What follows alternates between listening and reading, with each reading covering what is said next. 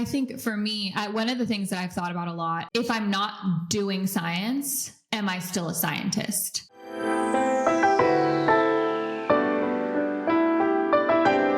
So the first thing that we need to address is the fact that I no longer live in the United States.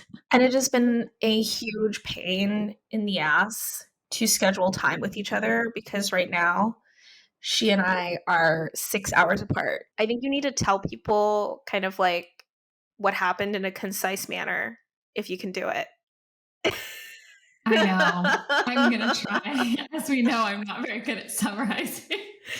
You can do it. I believe in you. When we first started, Anna and I were both postdocs still, and we thought that we would be staying at our postdocs for quite a bit longer. Okay, so we recorded our first episode in February, which is kind of hilarious. And Nina and I were in very different states back then. Tell me who you were in February of 2023. In February of 2023, I was down in the dumps, my dude. I actually had decided that I was going to leave my postdoc in December of last year. The question was how I was going to leave, but I was jonesing for a way to leave my postdoc, basically, is where I was in February of 2023. Yeah, because at that point, how long had you been at your postdoc? Yeah, so I started my postdoc in August of 2021. By February of 2023, it was maybe a year and 4 months, a year and 5 months, let's say a year and a half. Change, basically. And I mean, I think that's personally probably the right time to start looking for jobs too, because the interview process and the job hunting process can essentially take, it can take, for some people I know it can take like a year. So I think that you started looking at a reasonable time, not to discount the fact that you were kind of going through it and also going through your own existential crisis or whatever. One of the things that I want to comment on for anybody who is planning to go to graduate school, who is planning to be a postdoc, is your postdoc is not a time that you can't be focused because it's short. It's such a short time that by the time you feel comfortable, you need to be planning your next steps. No, that makes a lot of sense. And I feel like we'll talk about this probably in an episode all on its own, but I think a lot of that from my perception talking to you had to do with the fact that I think you decided in the middle of your postdoc that you might want to change career directions, and that didn't necessarily require you to stay at your postdoc for a long period of time. And so you kind of had to pivot.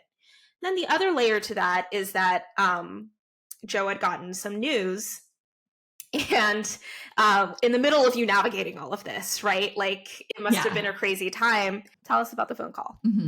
I guess for real context, for where I was at actually mentally and emotionally in this period of time, August 2022 was when Joe and I got married.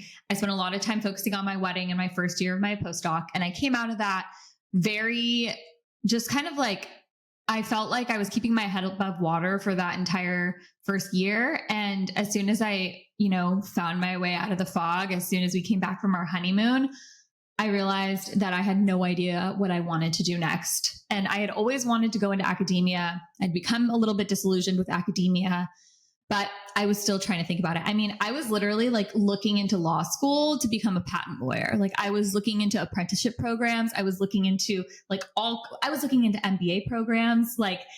And this is October of 2022. I was I don't know what I want to do next. But then in October, so my husband went to Linfield, now it's Linfield University in McMinnville, Oregon. And they actually posted a job for an inorganic materials chemist, which is what Joe studied in his PhD. And he had always wanted to potentially go back to Linfield and work there as a professor because he really liked it. He always had the idea of working as a professor at a PY. And so he was we never really talked about Oregon as a possibility for where we wanted our future to be, but would you be okay with this? And I was oh my gosh, I'm not going to tell you this is the only dream job I've ever heard you talk about in our entire relationship, who dreams of labor. But this was the only thing that he had considered as something he wanted to do. I was go for it.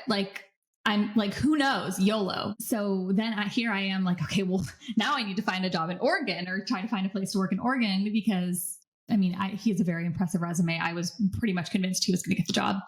And I then found a faculty position opening for a tenure track organic chemistry professor at a university nearby. And so I found it. I messaged my postdoc advisor and I was like, do you think I should apply for this? And he was like, I think this would be really great for you. I think this would be something that you would really like thrive in. And so like, I definitely think you should do it. I was like, okay, cool. But I told Joe, and then the Linfield search had actually been canceled the week before, but he was at a conference in Puerto Rico. So he was going to tell me when he got back. I totally forgot that Joe was interested in Linfield first. I, for whatever reason, totally forgot that. Yeah. This story is whiplash. Like every part of how I ended up where I am, it was just like change after change after change after change. It was wild. So the Linfield thing, this was October of last year. So I swear it was almost a year to the day of when we're filming this because it's October 22nd, right. 2023. He was like, if you want to end up in Oregon, like, yeah, like I can apply for another position somewhere else if you want to apply to school.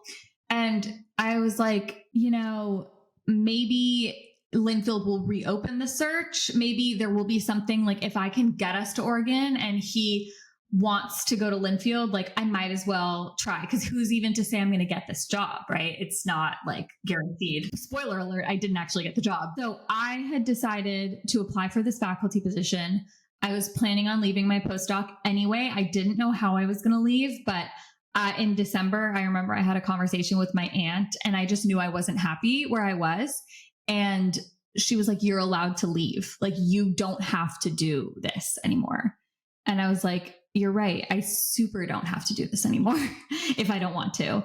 And so I decided to have a conversation with my postdoc advisor, and Joe's contract was ending. So he was already planning on looking for jobs. I told my postdoc advisor, like, we're probably going to be leaving at some point in July. That's when Joe's contract ends. I want to make sure that I don't leave anything left to be desired. Like, I want to, finish everything out, go from there. There was already a possibility I was leaving because I had applied for the faculty position. So it wasn't like a shock. In January, Joe got a random phone call from this guy who was getting his graduate degree in policy from Columbia University in New York, who knew somebody who knew Joe's mentee at Stanford. And he was planning on starting a company based on the work that Joe had been doing in his postdoc, or it was adjacent to the work that Joe had been doing in his postdoc. And he was like, the catch is that it's in the Netherlands. When Joe talked to the guy, he was like, yeah, we just got married and we have 2 dogs and we have family, like all of our family's on the West Coast of the United States. So I just don't think this is going to happen, but like, I'll talk to my wife and I'll let you know. He messaged me that. We don't even talk about it that day. But the next day I bring it up. I was like, wait a second. Like, what was this thing about the Netherlands, dude? Like, you're not going to bring that up. And he was like, oh yeah, I told him that it just probably didn't make sense. Cause like our whole life is here. Right. And I just didn't think that you would want to do that. And I was like, fuck it, dude. Why not? You guys don't even have funding yet. We don't even know if it would be real. Like, just go for it. See what would happen. If you want to do it, just do it. Right. I was already planning on leaving. It didn't really matter to me. I was like, that sounds like a great adventure. I also think that like you were in a particularly desperate state of like wanting to leave, right? And trying to navigate, how am I going to leave this postdoc? Because it's scary to leave a job and not know what you're going to be doing next. So it's like, at that point you were down to try anything. You're down to like look into every avenue is also the feeling that I got. Exactly. Yeah. I had been very like, I don't want to say lost, but I was in the midst of an existential crisis. And, I'm still young and we're still young. We don't have kids. We have dogs. So that's another, like, it's a layer of complexity, but not the same thing as having children. We just got married. this is like the perfect time to do something wild, right? For sure. Yeah, absolutely. So that was kind of my thought. I was like, this is like, what, if not now, when? And so then what was so crazy was, here's the whiplash. The next day, I got an interview for the faculty position that I applied for in December. I wanted to schedule it as fast as possible because basically I'm still applying for funding. I found out basically within the week that I also had gotten a second interview, an in-person interview. I went to my interview and it went really well. The provost even told me that they hoped to see me in fall, which was really wild. And they even like said, like, why did you even apply here? Like, you're overqualified for this position, blah, blah, blah. But I didn't even end up getting the position, which was probably a blessing in disguise because at this point, Joe had gotten really excited about the company. And so I found out that I was not offered the position, I think like second week of March. And then the third week of March was when Joe found out that they had gotten all of the funding that they needed to start their lab in the Netherlands. At that point, I told my boss, I was like, okay, well, I will be leaving because I'm going to move to the Netherlands. I decided to leave my postdoc at the end of May. And basically, Joe moved to Rotterdam at the beginning of July. I had gotten Eras tour tickets for the Santa Clara show in July. And I told Joe that there was no way I was not going to the concert. At the end of July, they decided to move their lab to Amsterdam. So I started looking for a job in Amsterdam. And I was applying for the position that I have now, which is a technology scout, which is basically consulting. I signed an NDA, so I can't really talk too much about it, but we help companies do stuff. Okay, do you have any questions? Maurice, I have questions about the details, but I'm just curious now, like kind of like, how was it? Because like you and Joe started your postdocs roughly around the same time. He seems to have had a better experience than you did with your postdoc, right? How was it kind of like living with somebody who was having a completely different experience than you while being on kind of very like parallel trajectories? Like, do you ever think about that? Did you guys ever talk about that? Yeah, we definitely talked about that a bit. I think that Joe's postdoc was a slightly better fit for him than my postdoc was for me.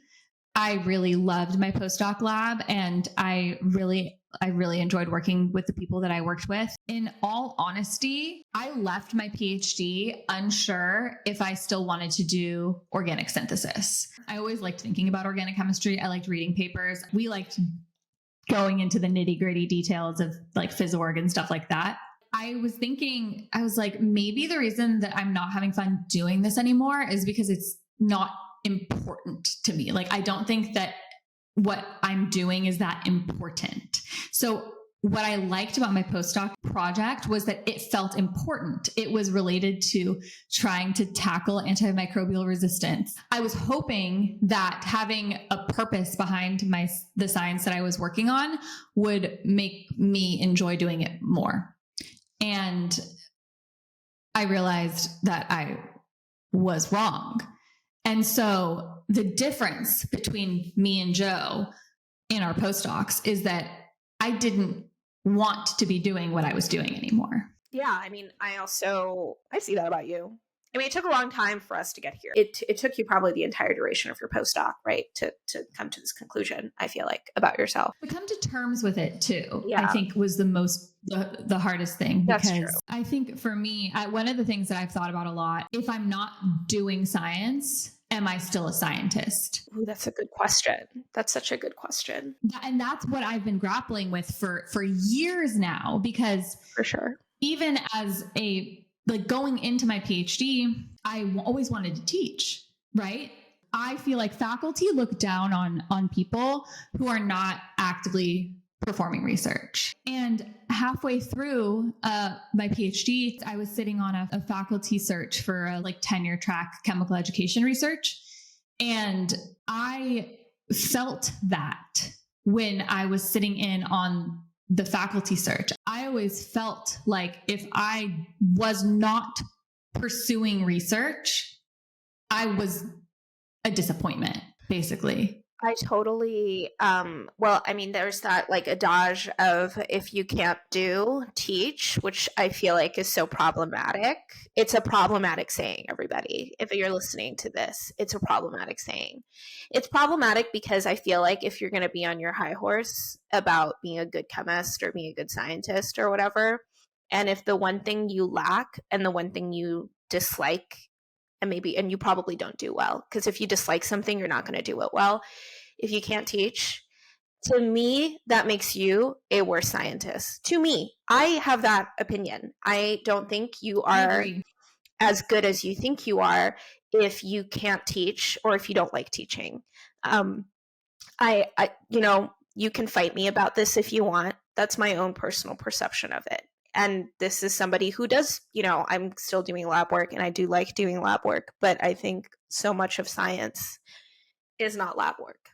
And I can give a lot of different examples on this if we wanted to have a conversation about this. But yeah, I totally think that is a perception within the community, whether it's intentional or not. I'm sure the faculty members that were on that search did not mean to come off that way, and I'm sure their intentions are overall good. But I feel like that is something educators struggle with, like people who do chem ed struggle with all the time as an insecurity. So it does not surprise me that was difficult for you to grapple with. And I think that I noticed that about you pretty early on too, because it's like, society perception and stuff that's going to impact your decision making process. And that's probably what slowed you down in terms of deciding to maybe pivot away from lab work. Yeah, exactly. And to your point, the best scientists that I know are incredible educators, and they care about education.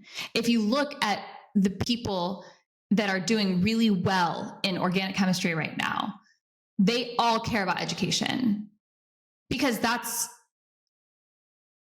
what their job is. You're supposed to be leading the new generation of scientists. The other thing is, if you are faculty, right? If you are somebody working as a PI, if you are, working in academia, you move away from the bench within 3 years, right? And they're still scientists. Like, they're still going to conferences and presenting their research that their graduate students did for them. Yeah, that's the ironic thing, right, about this entire conversation, which is that most of the chemists that end up working, like even in industry and in academia, like the natural progression of your career is you become more of a manager than you are a bench person. And as a result, you let go of the bench work. So at the end of the day, a lot of your responsibilities in the majority of your career is more of like a mental, as opposed to like a physical act of being in lab. Some professors really fight it, but I think it's only at the beginning, and over time everybody lets go. Everybody has to let go of the lab work. But like, let's bring it back to you, because this is really more about your journey and stuff.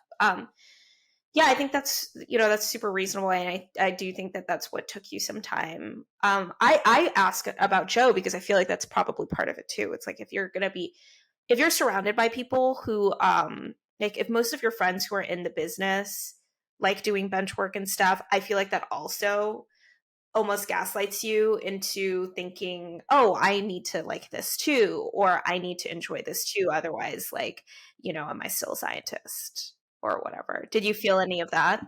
A little bit. I think that honestly, though, for me, what I realized, this is just my experience in academia and my experience throughout my time in science, I did not agree with the way that science was being conducted around me. And I didn't really want to be a part of a system that prioritized results over thinking. And I think that as a scientist, there's a fine line between thinking too much, which is the side that I often found myself on. I would rather muse about it than set up a reaction that would maybe or maybe not give me the answer, because I wanted to set up the right reaction, not any reaction. But then there's people who just set up any reaction, even if it is a waste of time, materials, and there is no thought behind it. So I think that there's a very, very good balance that you can have. And I know many people who do have that balance. And I know I always found myself on the thinking side over the doing side. But in organic chemistry, there are a lot of people that also just do. And I don't like thinking about science as just doing without thought. Does that make sense? For sure. It totally makes sense to me. I like to add on to that. I feel like a lot of people in the industry, they oftentimes will talk about having hypothesis-driven science in their labs, but I don't necessarily think they execute it very well. And there are a lot of reasons for that that we can discuss at a later date. But yeah, you had a fundamental, it sounds like you had a fundamental problem with, not necessarily a problem, but like you were beginning to question how we do science, particularly in academia. And I feel like that's normal. It's not you had gotten to a level also, like once you reach a PhD level in something, once you become an expert in something, that's when you're going to start questioning things, and that's actually probably really healthy for the community, because that's how things change and that's how things evolve. So, either way though, when you're in that, I think, questioning state, like when you're starting to question stuff, that's also the time that you're like the most fragile and the most vulnerable. Yeah, exactly. I was questioning, do I like doing this? Do I agree with the way that this is being done? Do I agree with the institution? I became very disillusioned at UCSF because to be a graduate student at UCSF is really incredible for a lot of reasons. And one of the reasons is because in the chemical and chemical biology program, you're funded for your first 2 years and there's effectively no teaching because they don't have undergraduates. Where you go to graduate school is very important because it ultimately does decide how much time you have to dedicate to your research, and how much time you dedicate to your research can contribute to your success on paper, right? Sometimes it doesn't, which we've talked about. I think that ultimately you're experiencing something that a lot of main characters experience in like story arcs, where like you've been part of a system and you've been in the system long enough that now you're starting to see kind of the tears and the flaws and all of the inequalities.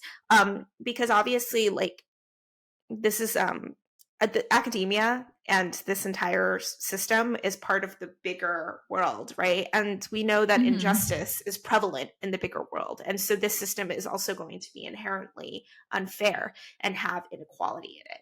And it is really, really frustrating to have to deal with. I mean, I'm mentoring somebody right now who is a POC transgender individual who's trying to navigate the system. And she is running into a lot of systemic, awful inequalities. And she's texting me about it. And she's like, hey, is this normal? Like, is this what's happening? And I was like, unfortunately, yes.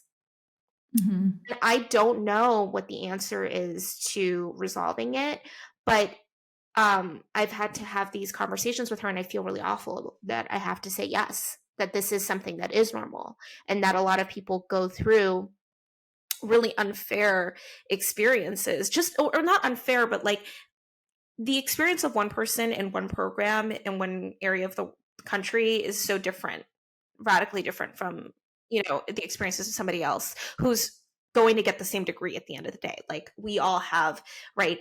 If I get a PhD at UC Davis, it's essentially the equivalent degree to somebody who's getting a PhD at another school, but none of the programs are standardized. So we all have very different experiences. So how do we account for that? The answer is you don't. You don't account for it. You just live through it. And that can be really upsetting. And I feel like you have that energy of, because this happens a lot in anime, and I know you don't really watch anime, so this is going to be really like, this is going to go over your head. But like, let's hear it. A very common part of like an anime trope is like the main character goes through like a mental breaking point where like they question everything they know, because everything they know in their lives, like the reality has changed so much from what they thought it was.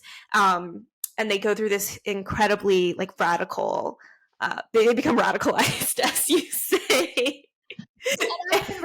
And so that's the thing. Like I've been saying this, and I even said this probably like 3 weeks into my postdoc, like being a postdoc radicalized me because it made me realize a lot of things. And one of those things being that like the way that we live in our society in general is unsustainable, because I lived in San Mateo. I commuted door to door at least an hour every day to my postdoc. I had 2 dogs. I have 2 dogs still. And my husband and I both lived a commute. His was a 30-minute drive. Mine could have been a 30-minute drive, 30 to 45-minute drive, but parking at UCSF was $300 a month. So I wasn't going to do that. His parking was like, I think $30 a month. So insane. That's so insane. Just for comparison, guys, I just parked for free. I just parked in places for free. And that was the norm for graduate students in the area. Like no one really paid for parking. So that already is like $300 a month of difference between somebody who's like going somewhere where they have to, navigate that. Also, San Francisco is notorious for cars being broken into. In fact, one of my colleagues had her car stolen from the parking garage that I parked in. That's whack. Yeah. When I did drive, because I would drive sometimes. Right. Anyway, so that's neither here nor there, but that's pretty fucked up. It was fucked up. And so the reason that I was radicalized by my postdoc though was because it was $300 a month for parking. We had dogs. In academia, you don't just work 9 to 5. The expectation is you're working almost 12 hours usually, right? At least 6 days a week. At least. Ideally, you would be coming in every day. Like I think here's the thing, if you ask your advisor and they answered honestly how many days a week they expect you to be in or they would prefer for you to be in, expect is not prefer. Everybody would tell you they would prefer for you to come in every day. That's the preference for everyone. What they can expect of you is not that, because that's kind of a, unrealistic expectation to have for most people, right? Like nobody has a job, that they have to be working every day for, hopefully. So I think they would never expect that of you, but that's certainly their preference. They would never, if you told them you were going in every day, there are very few advisors I know that would be like, please don't. That's the reality that everybody should be prepared for, especially if they're going into chemistry, if they're going into a science. I think that's a fairly general thing I can say. Absolutely. Nobody's going to tell you to work less. Work-life balance is something that I feel like people love talking about, but in practice, I think everybody has good intentions in academia. I think everybody wants their students to have good work-life balance.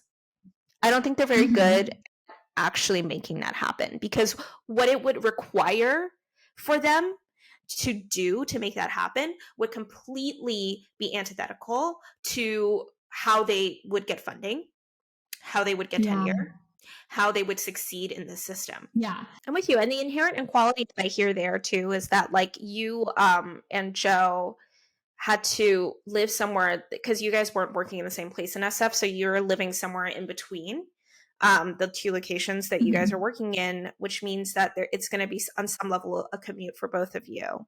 Whereas like if, for instance, like if you were a postdoc that was otherwise unattached or didn't necessarily have their sig fig living like in the same area as you can kind of pick and choose where you're living a lot. You have more freedom to kind of choose to live somewhere closer. Like that's something that I feel like people might not necessarily get. Like she had to compromise with her partner into living somewhere that would work out for both of them. I didn't have to deal with that. I basically chose very strictly to live very close to work, but that's because I had the luxury. Which was smart. Like, because at UCSF, the graduate student and postdoc housing is across the street. Yeah. And that's a reality. And so people could just like pop in and pop out. It was very difficult for me to like get to work. But to go back to your original question, like comparing my situation to Joe's situation, there were a lot of stresses at the time, like with planning the wedding and comparing our postdoc situations, because not only was he objectively having like, did it already like very quickly show that he was having a better experience than I was, but he also was getting paid $10,000 more a year than I was. That's fucking crazy. I didn't realize he was getting paid $10,000 more. It's wild, guys. thousand. And because it's Stanford, it's a private school, right? Their parking passes were cheaper. I took Caltrain, and so no, I wasn't spending $300 a month on parking, but I did have to spend $200 and I think $10 a month on Caltrain. It was very hard for me, but not in like a competition kind of way, but more of a, when you see how good things could have been or can be for people, I spent a lot of time thinking like, what am I doing this for? Like, I hate every part of this. Yeah, I guess the reason why I asked you was because I wonder if it traumatized you to be in that situation. Do you care? Do you care to answer? You don't have to Traumatized to be in what situation? To be in a situation where not only were you having a bad experience, but there are other people's examples of like it. And I'm really just saying Joe in such close proximity of like having a better experience than you. What I experienced towards the end of my PhD, what I will say is that like I worked very hard. I did all of the things that I could do to get what I wanted out of my PhD.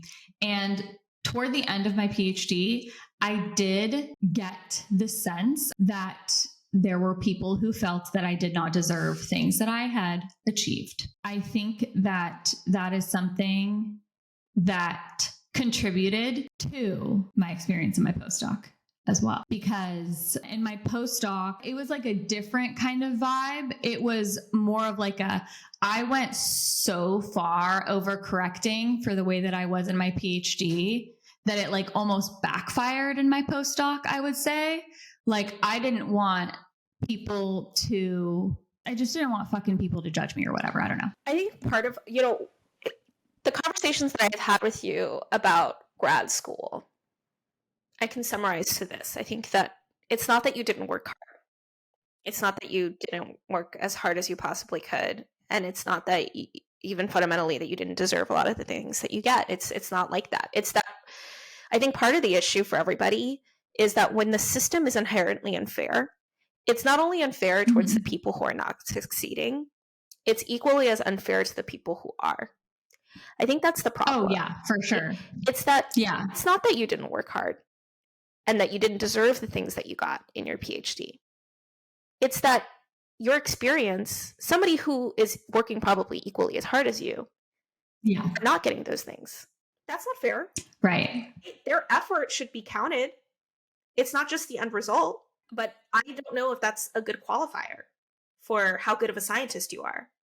Right? That's like saying, oh, the end product's the only thing that matters. And that's like what resumes are, right? Resumes are just the end product. Nobody cares that you spent, but what's the value then of somebody who's in lab 12 hours a day, 7 days a week, and who doesn't have a publication right now because of various other factors, uncontrollable factors. Yeah. That's crazy. That's wild. I'm sure objectively, if we sat down and we put out an express sheet, let's say for one of the awards, not express sheet, an Excel sheet for one of the awards of like how much teaching, like, oh, who's the best educator of all of the hours that we spent teaching or outreach or whatever. I doubt that the person with the most hours is getting that award. I think the most visible person is getting that award. We talked about this before too, is that the hours of time you put into something does not matter if people do not see it. Yes. I don't know if we have talked about this yet, but it's true. That is the fiercest reality, guys. If your PI doesn't know that you were in lab for 12 hours a day because they haven't seen you do it, and most of the time they won't because they're not in lab, it's as if you didn't work at all. I promise you. I promise you it's as if you weren't there. So think about that before next time you guys volunteer to do something, or you guys are putting in effort to do something, whether it's time or mental exertion or whatever. I want you to know that if it's not visible, if somebody else, not just somebody else, somebody who's important, somebody who's making the decisions, if they don't see it, it's as if you didn't do it at all. Isn't that funny? And it leaves room to be judged for the fact that you didn't spend as much time doing something else. And I think the reality of the situation is no one's going to be able to, you're not going to be visible 100% of the time. No one is visible 100% of the time, right? Because you don't have 100% visibility with whoever's making the decisions, that being your boss or your manager or whoever it is who you're, who's evaluating you or responsible for evaluating you. So you have to be incredulous and being so observant. And I learned this too late. I mean, I learned this early and I learned it too late. You know what I'm saying? Like, it's so hard to implement that. And I think part of it is too, like, I haven't accepted it yet. I haven't truly accepted it yet.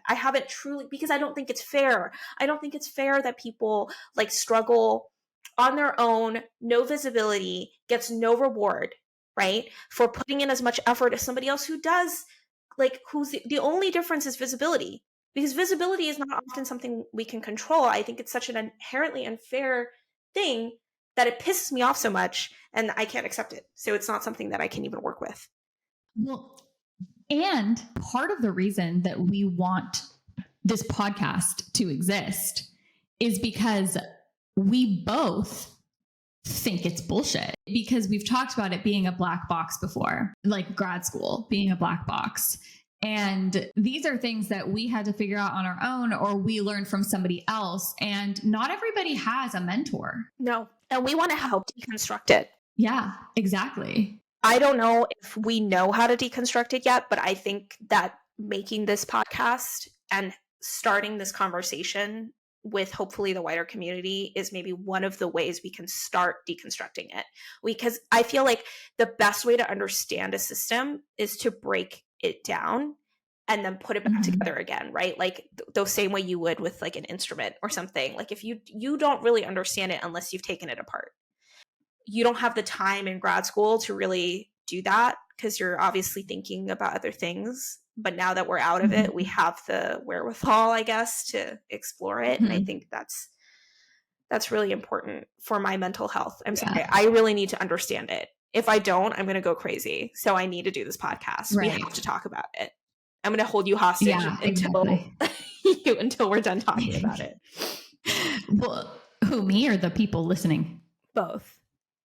In this case, because I was like, I don't know, maybe this isn't what you want to do, but this is what I want to do. Well, me too. There's so many unwritten rules and they're unwritten for a reason.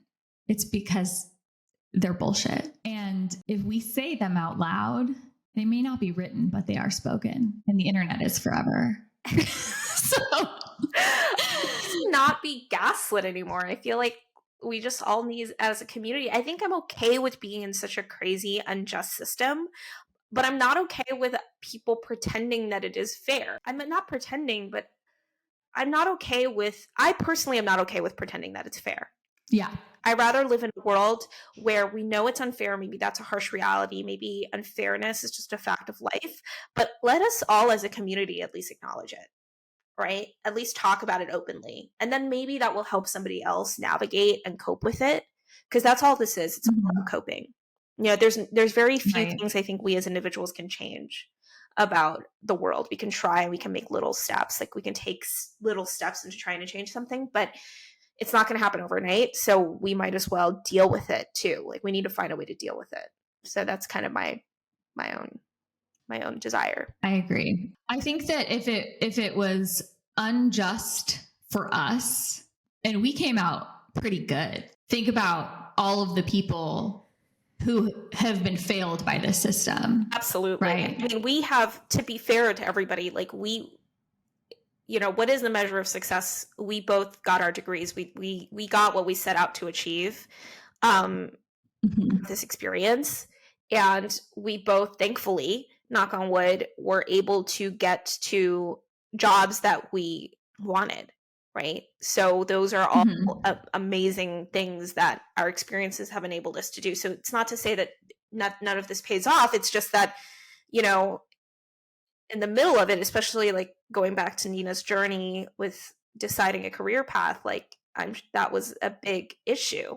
And that was a big part of the reason why she wanted to maybe go away from academia. And actually, I was going to mention that the reason why we wanted to do this in advance is because there will be a couple of episodes, 1 or 2 episodes where there's like location changes and like from the location change difference from the first episode. And it's because Nina has been kind of moving this entire time. She not only had to move out of SF, she moved from SF and then lived in San Diego for a period of time. If there are any discrepancies in the camera footage or location, our haircuts, our personalities, our overall vibes, it's because it's been an incredibly long time since we recorded our first episode.